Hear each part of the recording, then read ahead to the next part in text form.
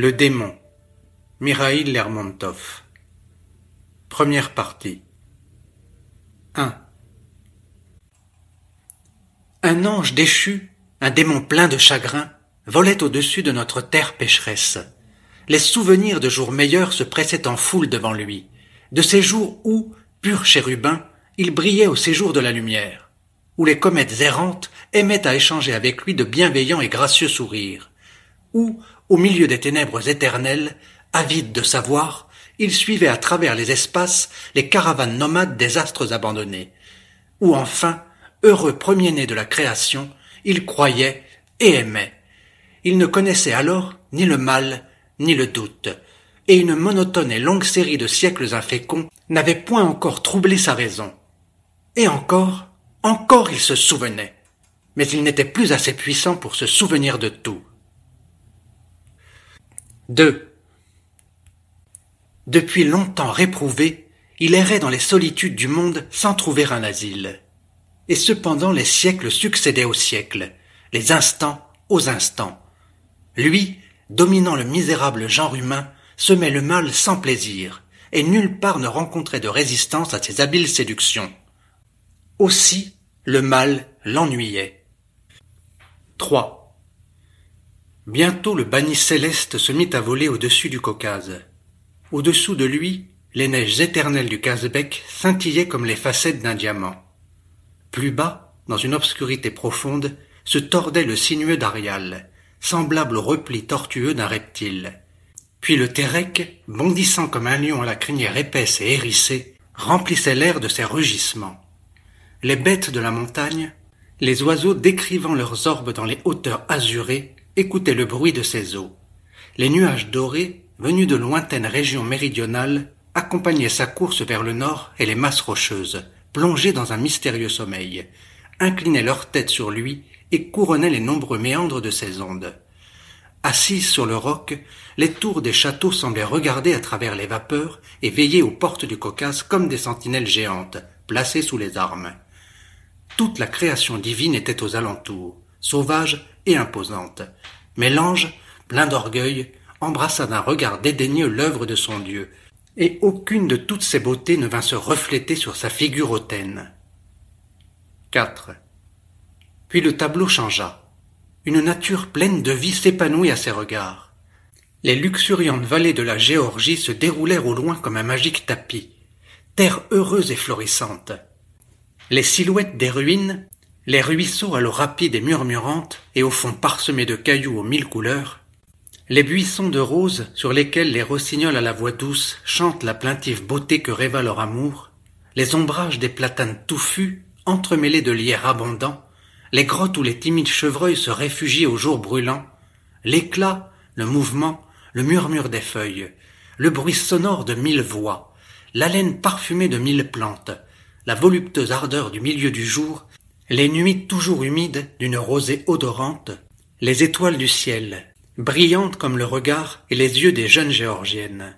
Mais hormis une froide jalousie, cette nature splendide n'éveilla dans l'âme insensible du proscrit ni nouveaux sentiments, ni nouvelle aspiration, et tout ce qu'il voyait devant lui, il le méprisait et le détestait.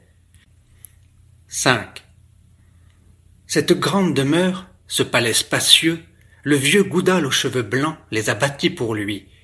Ils ont coûté bien des larmes, bien des fatigues aux esclaves soumis depuis longtemps à ses ordres. Au lever du jour, les ombres de ces murailles s'allongent sur les pentes des montagnes voisines. Des marches creusées dans le roc conduisent de la tour placée à l'un des angles au bord de la rivière. C'est en suivant cette rampe sinueuse que la jeune princesse Tamara va puiser de l'eau à l'Aragva. 6. Toujours silencieuse, la sombre demeure, du haut des rochers escarpés, semble contempler les vallées. Mais en ce jour, un grand festin a été servi dans ses murs. La zourna résonne et le vin coule à flots. Goudal marie sa fille. Toute la famille a été conviée au banquet. Sur la terrasse couverte de tapis, la fiancée est assise parmi ses compagnes, et les heures s'écoulent oisivement pour elle au milieu des jeux et des chants. Déjà le disque du soleil s'est caché derrière les montagnes lointaines. Les jeunes filles chantent en battant la mesure avec leurs mains, et la jeune fiancée prend son boubène. Tout à coup, le balançant d'une main au-dessus de sa tête, et plus rapide qu'un oiseau, elle s'élance. Tantôt elle s'arrête et regarde autour d'elle, et son œil humide scintille à travers ses cils jaloux. Tantôt elle joue gracieusement de la prunelle sous ses noirs sourcils. Puis, légère, se penche vivement et tandis que son petit pied adorable semble nager dans l'air, elle sourit avec une gaieté enfantine. Les rayons tremblants de la lune, se jouant parfois tout doucement à travers une atmosphère humide, peuvent à peine être comparés à ce sourire animé comme la vie, comme la jeunesse. 7. J'en jure par l'astre des nuits, par les rayons du soleil levant ou couchant. Jamais monarque de la Perse dorée, jamais roi de la terre ne posa ses lèvres sur de pareils yeux. Jamais la fontaine jaillissante du harem, aux jours les plus brûlants, ne lava de sa rosée perlée une semblable taille. Jamais la main d'un mortel couvrant de caresses un corps bien-aimé ne déroula une aussi belle chevelure. Depuis le jour où l'homme perdit le paradis, je le jure, jamais semblable beauté n'est éclose sous le soleil du midi. 8. Pour la dernière fois, elle a dansé. Hélas, demain l'attendent, elle, l'héritière de Goudal, l'enfant gâté de la liberté, le triste sort de l'esclave, une famille étrangère, une patrie inconnue. Et déjà des doutes mystérieux assombrissaient la sérénité de son visage. Mais il y avait tant de grâce harmonieuse dans sa démarche, tant d'expression et de naïve simplicité dans tous ses mouvements, que si le démon dans son vol l'eût regardé en ce moment, il se fût rappelé ses anciens frères célestes, il se serait doucement détourné et aurait soupiré. 9. Et le démon la vit, et à l'instant même il ressentit dans tout son être une agitation étrange. Une bienfaisante harmonie vibra dans la solitude de son âme muette, et de nouveau il put comprendre cette divine merveille d'amour, de douceur et d'incomparable beauté. Longtemps il admira cette tendre image, et les rêves d'un bonheur évanoui se déroulèrent encore devant lui, comme une longue chaîne ou comme les groupes d'étoiles au firmament. Cloué par une force invisible, il fit connaissance avec une nouvelle tristesse, et soudain, le sentiment fit résonner en lui sa puissante voix d'autrefois. Était-ce un symptôme de régénération ? Au fond de son âme, il ne pouvait trouver des paroles de perfide séduction. Devait-il oublier ? Mais Dieu lui refusa l'oubli, et du reste, il ne l'eût point accepté. 10. Le jour est à son déclin, et sur un superbe coursier, brisé de fatigue, le fiancé se hâte avec impatience vers le festin nuptial. Déjà il a atteint les vertes rives du limpide Arakva, et péniblement, pas à pas, courbé sous la lourde charge des présents, une longue file de chameaux s'avance et couvre au loin les détours nombreux du chemin. On entend le bruit de leurs clochettes. Le roi de Synodal lui-même conduit la riche caravane. Une ceinture serre sa taille svelte, la garniture de son sabre et de son poignard brille au soleil. Il porte sur ses épaules un fusil à la batterie reluisante, et le vent joue avec les manches de son manteau, bordé tout autour de riches galons. À la selle et à la bride pendent des houppes de soie brodées aux 1000 couleurs. Sous lui piaffe un fringant coursier à la robe dorée et sans prix. Il est déjà tout blanc d'écume. C'est un enfant de Karabakh. Il dresse l'oreille et, plein de frayeur, souffle avec force. Puis, du haut des rochers, regarde avec ombrage les flots de la rivière à l'écume jaillissante. Le chemin que suit le rivage est étroit et dangereux. À gauche le rocher, à droite le lit profond de la rivière furieuse. Il est déjà tard. Sur les sommets couverts de neige, le jour s'éteint et l'obscurité se fait. La caravane hâta le pas. 11. À ce point de la route s'élève une chapelle. Là, depuis de longues années, repose en Dieu un prince inconnu, qu'une main vengeresse immola, et ce lieu est devenu depuis l'objet d'un culte. Le voyageur qui court au combat ou va à la fête vient en tout temps prononcer dans la chapelle une fervente prière, et cette prière le protège contre le poignard musulman.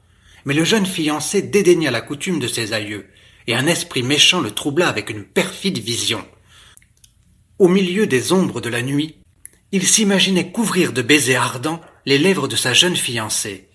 Tout à coup, dans l'obscurité, en avant de lui, 2 hommes paraissent, puis d'autres encore. Un coup de feu retentit. Qu'arrive-t-il ? Le prince intrépide se dresse sur ses étriers bruyants, enfonce son bonnet sur ses sourcils, puis, sans articuler un mot, saisit d'une main la crosse de son fusil turc, fouette son cheval et, comme un aigle, fond en avant. Un second coup de feu retentit, puis un cri sauvage et un gémissement étouffé résonnent dans la profondeur de la vallée. Le combat n'a pas duré longtemps. Les timides Géorgiens ont fui de tous côtés. 12. Tout s'est apaisé. Pressés en foule, les chameaux regardent avec frayeur les cadavres des cavaliers, et l'on entend parfois tinter leurs clochettes. La riche caravane est dépouillée, et déjà les oiseaux nocturnes volent autour des corps des chrétiens. Hélas, ils n'auront pas la sépulture paisible qui les attendait sous les dalles du monastère, où furent enterrées les dépouilles de leurs pères. Leurs mères et leurs sœurs, couvertes de longs voiles, ne viendront pas des pays lointains prier et sangloter tristement sur leurs tombes. Sous le rocher qui borde le chemin, seule, une main pieuse élèvera une croix en leur mémoire. Le lierre printanier l'entourera en grandissant de son réseau d'émeraudes comme une douce caresse. Et le pèlerin fatigué par une marche longue et pénible ne manquera jamais de se détourner de sa route pour venir se reposer à l'ombre du signe divin. 13. Un cheval plus rapide qu'un daim précipite sa course, souffle bruyamment et semble voler au combat. Tantôt il recule subitement après un bond et prête l'oreille au moindre souffle en dilatant ses larges naseaux. Tantôt il frappe vivement le sol avec l'éclou de ses fers bruyants, secoue sa crinière éparse et repart follement en avant. Son cavalier silencieux chancelle à chaque pas sur les arçons et laisse pencher sa tête sur l'encolure. Déjà, il a abandonné les rênes, et ses pieds se sont enfoncés dans les étriers. La housse est sillonnée de larges taches de sang. Ô vaillant coursier, rapide comme la flèche, tu as emporté ton maître du combat. Mais la balle ennemie d'un circassien l'a frappé dans l'ombre. 14. Toute la famille de Goudal pleure, se lamente, et une grande foule s'attroupe dans la cour. Quel est ce cheval emporté qui vient de s'abattre? Quel est le cadavre étendu sur le seuil de la porte? Quel est ce cavalier sans vie? Les plis de son front basané ont conservé la trace d'une alarme guerrière. Ses armes et ses vêtements sont souillés de sang. Dans une dernière étreinte nerveuse, sa main s'est raidie sur la crinière. Ô fiancé, ton regard n'a pas attendu longtemps ton jeune promis. Il a tenu sa parole de prince, et il est accouru au festin nuptial. Mais hélas, jamais plus il ne remontera sur son rapide coursier. 15. La colère divine a fondu comme la foudre au milieu de cette famille qui ne connaissait point encore le malheur. La pauvre Tamara s'est jetée sur sa couche en sanglotant. Ses larmes coulent avec abondance, et son sein gonflé se soulève péniblement. Tout à coup, au-dessus d'elle, une voix surnaturelle se fait entendre. « Ne pleure pas, enfant, ne pleure pas en vain. Tes larmes ne peuvent tomber sur ce cadavre muet comme une rosée vivifiante. Les larmes ne peuvent que ternir le regard limpide des jeunes filles et creuser leurs joues. Il est bien loin déjà, il ne connaîtra point ta douleur et ne pourra l'apprécier. La lumière céleste réjouit maintenant ses yeux qui n'ont plus rien de ce monde, et il n'entend plus que les concerts du paradis. Que sont les rêves insignifiants de la vie, et les gémissements, et les larmes d'une pauvre fille pour un hôte des cieux? Rien. Non, le sort d'une créature mortelle, crois-moi mon ange terrestre, ne vaut pas un seul instant de ta chère tristesse. À travers les océans éthérés sans gouvernail et sans voile, les cœurs des astres brillants voguent doucement au milieu des vapeurs. Dans les espaces infinis des cieux, les groupes floconneux des nuages impalpables passent sans laisser de traces. L'heure de la séparation, l'heure du retour, n'ont pour eux ni joie ni tristesse. Pour eux l'avenir est vide de désir et le passé sans regret. En ce jour d'affreux malheur, souviens-toi d'eux, bannis toute pensée terrestre, et comme eux, écarte-toi de tout souci. Dès que la nuit enveloppera de son ombre les sommets du Caucase, dès que sous la puissance d'une voix magique le monde charmé se taira, dès que la brise du soir agitera sur les rochers l'herbe fanée, que les petits oiseaux cachés sous elle sautilleront plus gaiement dans l'ombre, et que sous les branches de la vigne la fleur des nuits s'épanouira pour boire avidement la rosée céleste, dès que la lune argentée montera lentement derrière la montagne et jettera sur toi ses regards indiscrets, je volerai aussitôt vers toi. Je serai ton hôte jusqu'au jour. Et sur tes paupières aux cils soyeux, je ferai éclore des songes d'or. 16. La voix se tut, et dans le lointain les sons s'éteignirent doucement l'un après l'autre. Tamara se lève en sursaut et regarde autour d'elle. Une agitation indicible fait battre son cœur. C'est de la douleur, de l'effroi, un élan d'enthousiasme. Rien ne peut être comparé à cela. Tous les sentiments ferment en elle. L'âme a brisé ses liens. Le feu court dans ses veines. Cette voix nouvelle et admirable semble encore résonner auprès d'elle. Vers le matin seulement, le sommeil désiré vint fermer ses yeux fatigués. Mais alors son esprit fut agité par un rêve étrange et prophétique. Un nouveau venu sombre et silencieux, resplendissant d'une beauté immortelle, se penchait vers son chevet et son regard se fixait sur elle avec un tel amour, une telle tristesse, qu'il semblait avoir pitié d'elle. Ce n'était point un ange des cieux, ni son divin gardien. L'auréole aux rayons lumineux ne se mêlait point aux boucles de sa chevelure. Ce n'était point l'esprit méchant de l'enfer, ni un martyr du vice. Oh non, il avait la douce clarté d'un beau soir qui n'est ni le jour, ni la nuit, ni les ténèbres, ni la lumière. Deuxième partie. 1.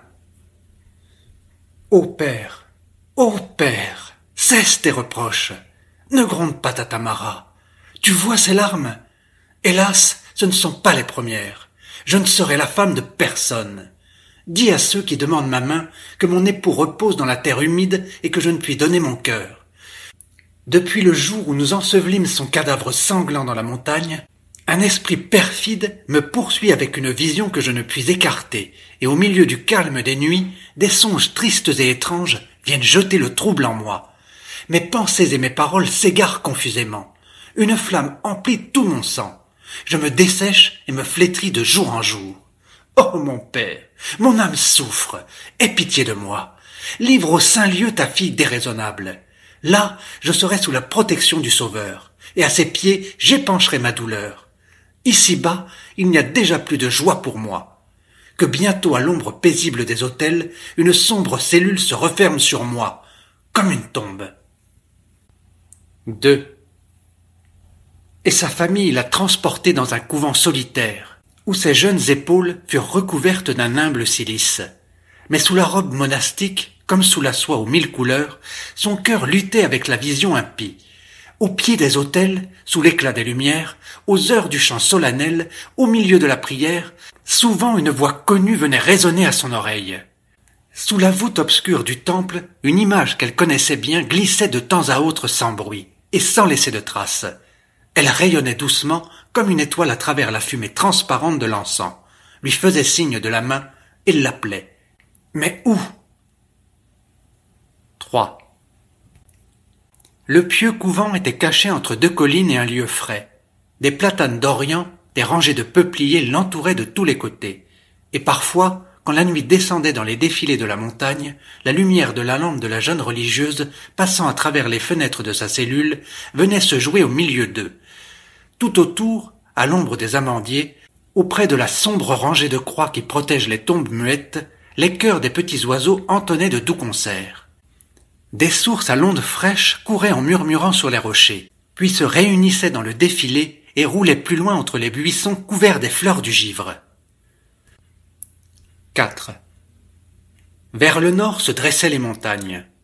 Lorsqu'aux lueurs de l'aurore matinale, une vapeur bleuâtre monte des profondeurs de la vallée, lorsque le muezzin tourné vers l'Orient invite à la prière, et que la voix sonore de la cloche réveille l'habitation, à cette heure calme et recueillie où les jeunes géorgiennes descendent la montagne escarpée et vont, avec leurs longues cruches, puiser de l'eau, les sommets de la chaîne neigeuse se dessinaient dans le ciel pur comme un mur violet tendre, et au coucher du soleil semblaient se couvrir d'un vêtement de pourpre. Au milieu d'eux, le casse-bec traversant les nuages les dépassait de toute la tête, comme le roi puissant du Caucase, en turban et en long manteau de soie. 5. Mais le cœur de Tamara, plein d'une pensée profane, est insensible aux extases pures. Pour elle, tout l'univers est couvert d'une teinte sombre, et tout y est pour son âme une cause de souffrance, et la lumière du jour et les ténèbres de la nuit. Aussi, dès que la fraîcheur du soir vient endormir la terre, elle se prosterne devant l'image de son Dieu et fond en larmes. Ces sanglots déchirants au milieu du silence de la nuit troublent l'imagination du voyageur, qui, croyant entendre les gémissements de quelque esprit de la montagne, enchaîné dans une de ces cavernes, prête à peine l'oreille et hâte sa monture épuisée. 6. Tamara, triste, agitée par la fièvre, vient souvent s'asseoir auprès de la fenêtre. Là, seule, irrésolue, elle regarde au loin avec un œil attentif, soupire et attend. Une voix murmure à son oreille. Il viendra. Ce n'est pas en vain qu'il lui apparaissait avec ses yeux pleins d'une tristesse douce et des paroles de sublime tendresse. Depuis longtemps déjà, elle s'épuise sans savoir pourquoi.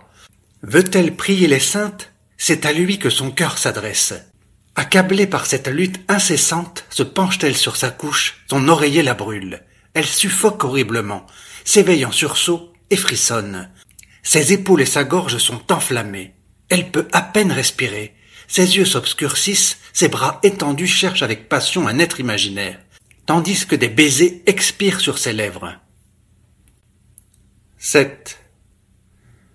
Le brouillard du soir a déjà couvert de ses vapeurs légères les collines de la Géorgie, et fidèle à sa douce habitude, le démon a dirigé son vol vers le couvent.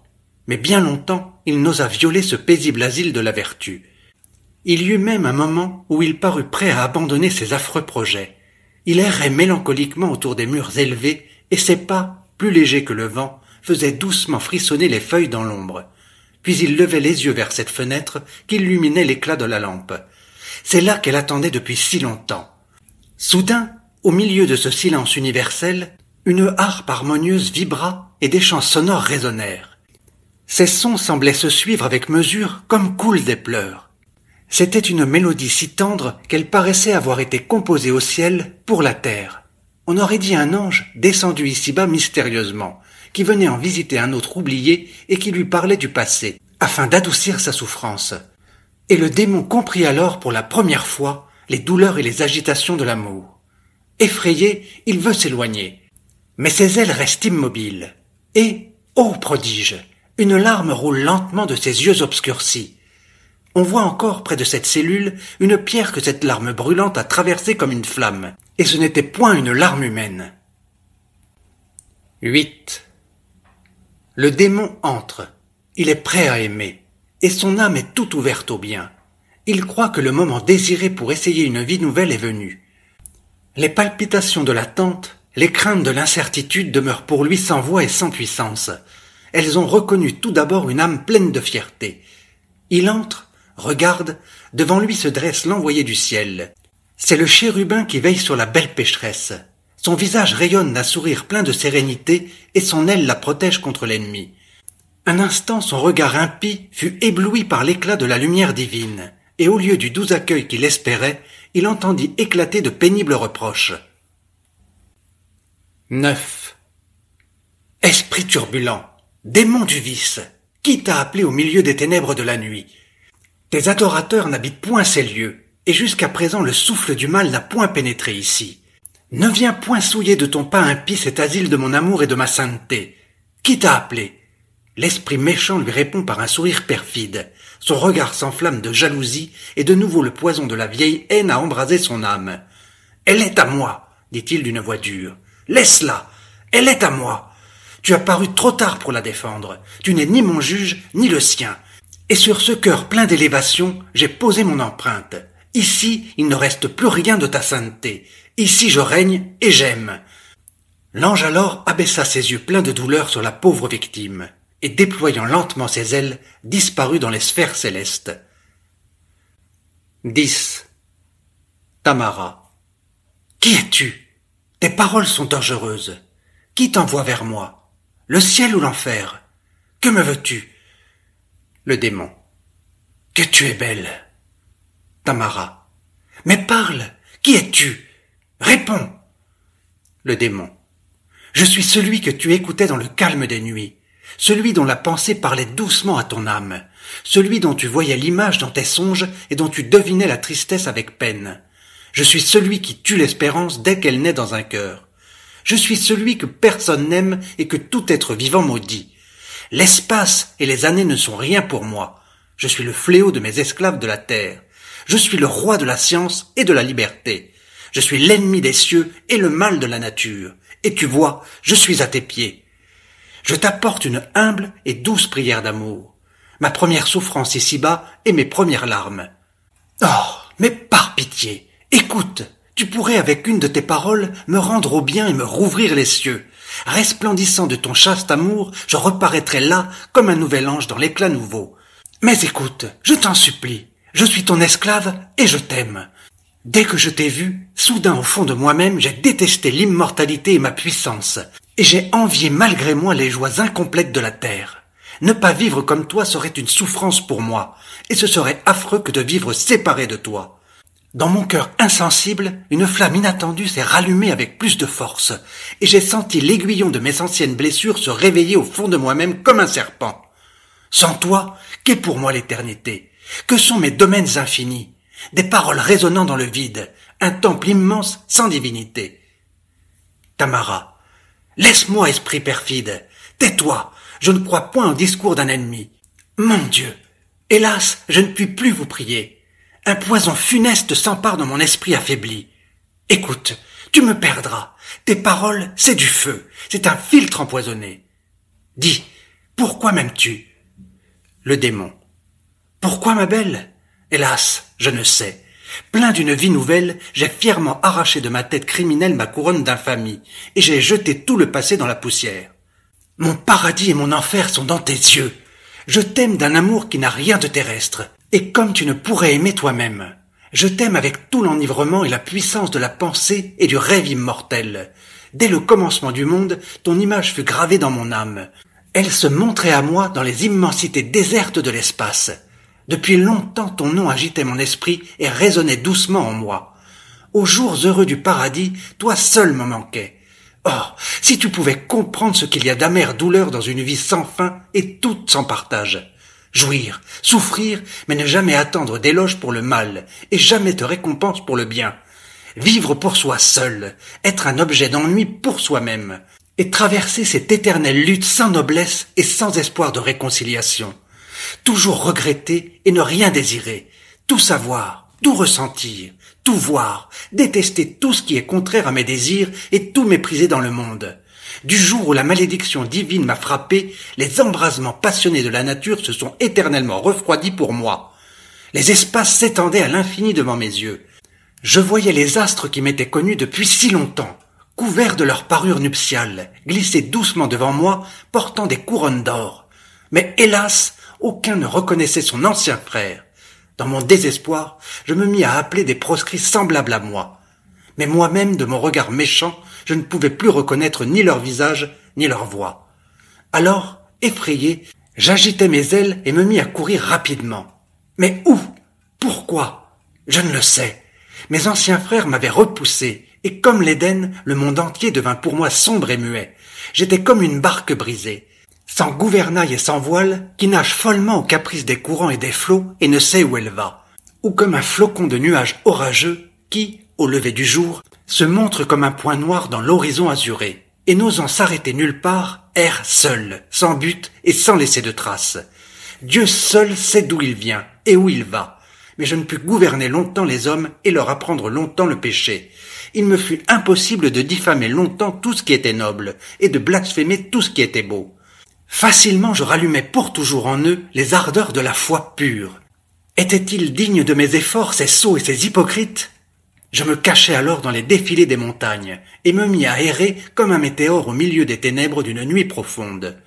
Le voyageur isolé, égaré par ce feu follet qui voltigeait devant lui, roulait au fond des précipices avec sa monture et appelait en vain à son secours. Et le sillon sanglant de sa chute se tordait sur le rocher. Mais les plaisirs du mal ne me plurent pas longtemps.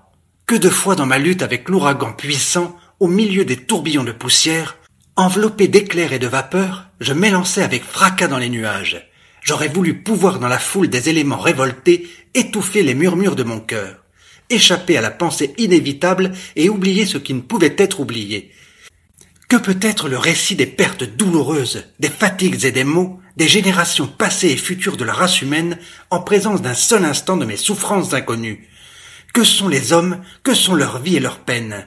Elles ont passé, elles passeront. L'espérance leur reste.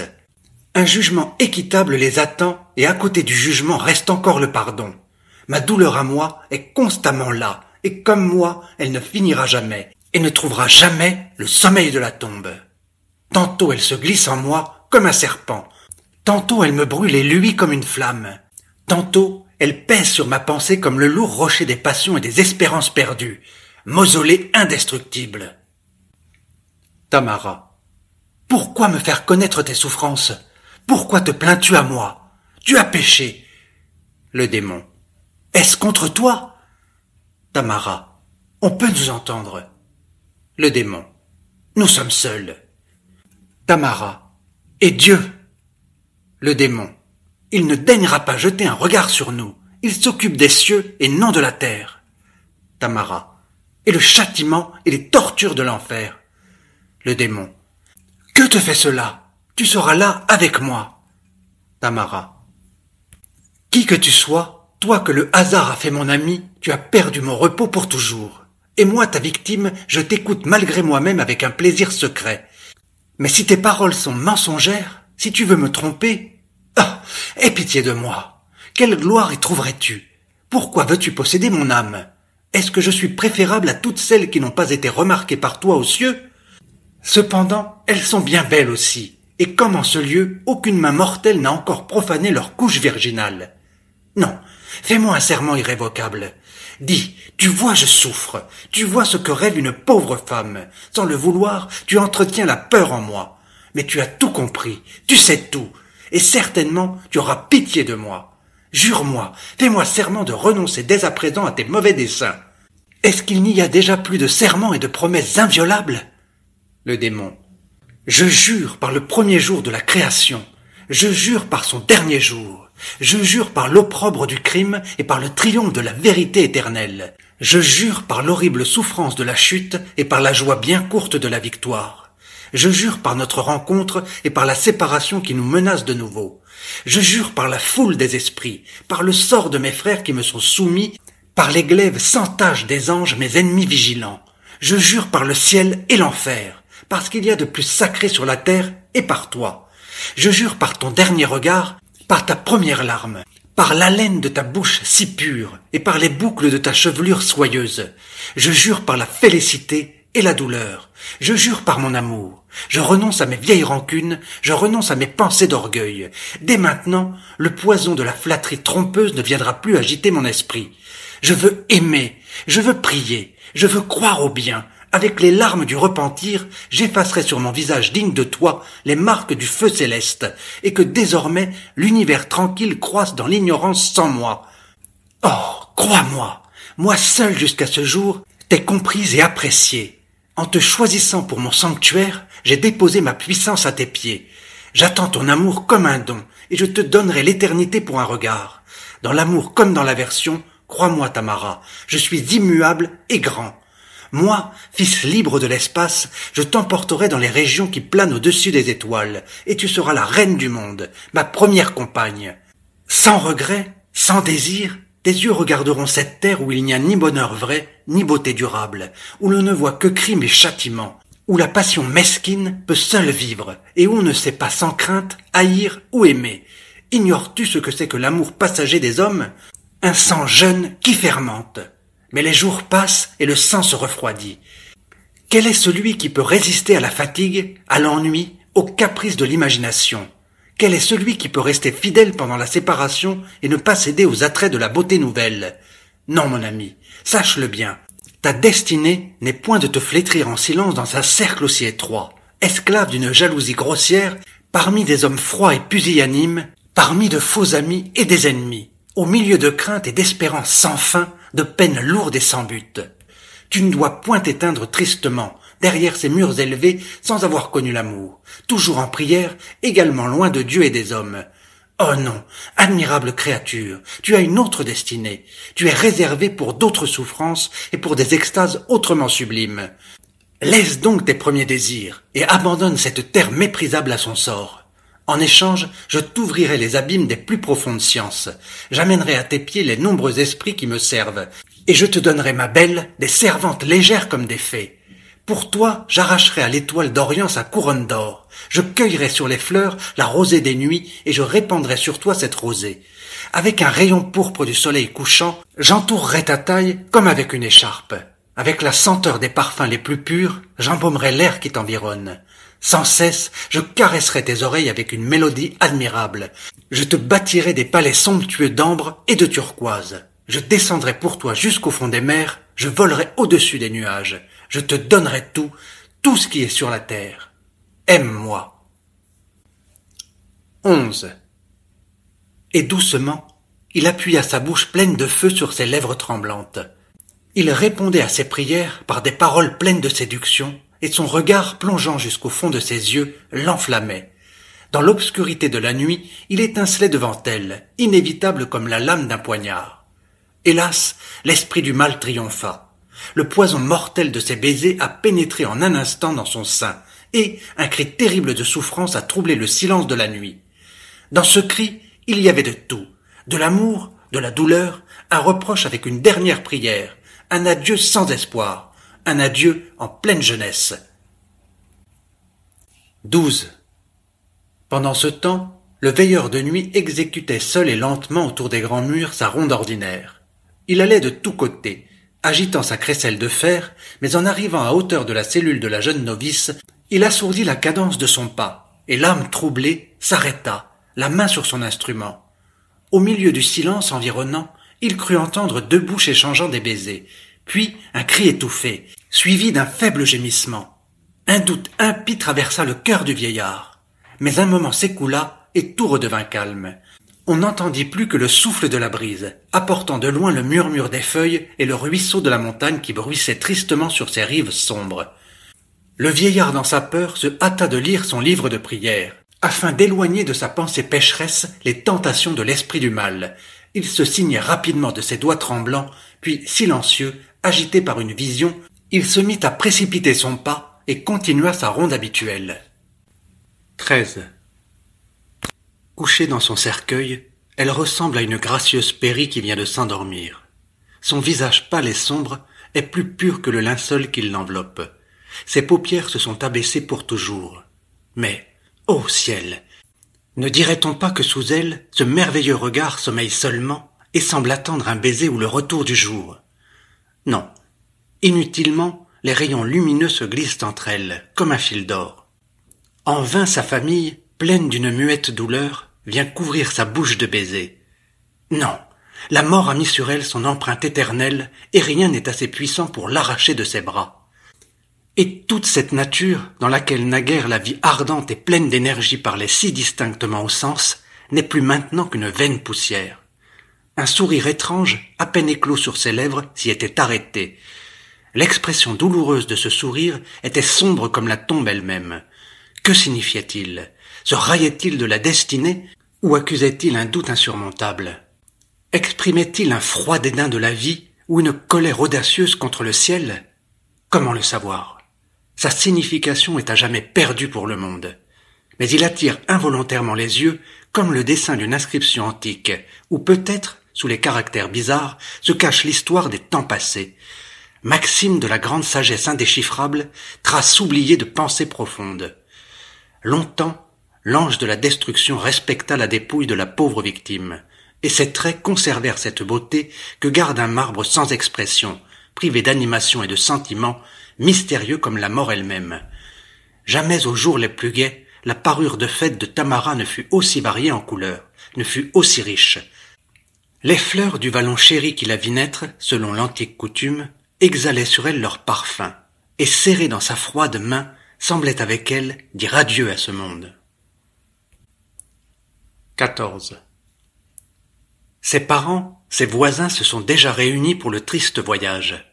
Le vieux Goudal arrache ses cheveux gris, frappe sa poitrine en silence, et pour la dernière fois monte sur son coursier à la blanche crinière, et le cortège se met en route. Le voyage doit durer 3 jours et 3 nuits. C'est auprès des ossements de ses aïeux qu'on a creusé pour elle un lieu de repos. Un des ancêtres de Goudal, qui avait passé sa vie à piller les voyageurs et les villages, se trouvant enchaîné par la maladie, fit vœu dans un moment de repentir de bâtir une église en expiation de ses péchés passés, sur le haut des rochers granitiques où l'on n'entend que le sifflement du chasse-neige et où on ne voit voler que les vautours. Bientôt un temple solitaire s'éleva au milieu des neiges du Kazbek, et les ossements de ce méchant homme trouvèrent là un asile où reposer. Le roc, ami des nuages, se transforma en cimetière. comme si en rapprochant sa tombe des cieux, elle devait être moins froide, et comme si plus loin des hommes, son dernier sommeil devait être moins troublé.